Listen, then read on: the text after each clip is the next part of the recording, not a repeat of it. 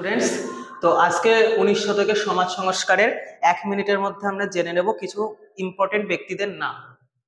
রাজা রামমোহন রায় সতীদাহ প্রথার সাথে যুক্ত মানে সতীদাহ প্রথা রদের সাথে যুক্ত ছিলেন এবং এছাড়াও তিনি বাল্যবিবাহ এবং বহু বিবাহের প্রতিবাদ করেছিলেন, আত্মীয় সভা প্রতিষ্ঠা করেছিলেন। কেশবচন্দ্র সেন ব্রাহ্ম সমাজের শুরুর দিককার একজন মুখ এবং পরবর্তীকালে ব্রাহ্ম সমাজকে এগিয়ে নিয়ে যাওয়ার প্রধান ব্যক্তি। ঠাকুরবাড়ির দ্বারকানাথ ঠাকুর এবং দেবেন্দ্রনাথ ঠাকুরের হাত ধরে ব্রাহ্ম সমাজও একটি অন্য উচ্চতায় পৌঁছেছিল। পরবর্তীকালে তারা বিভিন্ন কারণে আলাদা হয়ে যায় কেশবচন্দ্র সেনের সাথে, কিন্তু তাদের গুরুত্বটাও কিন্তু অপরিসীম।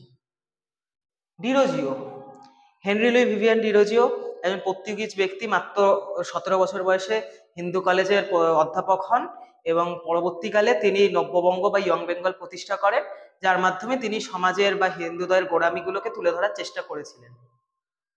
লাস্টের জন ঈশ্বরচন্দ্র বিদ্যাসাগর, তার কথা তোমরা সকলেই জানো। তিনি বিধবা বিবাহ আইন পাশ করেন এবং মহিলাদের জন্য প্রচুর স্কুল তৈরি করেন, স্কুল পাঠ্য বই তৈরি করেন।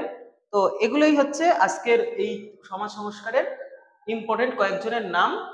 এগুলো মনে রাখলে এবং তাদের কাজগুলো মনে রাখলে তোমরা অনেকটা নাম্বারই কমপ্লিট করে আসতে পারবে। Thank you.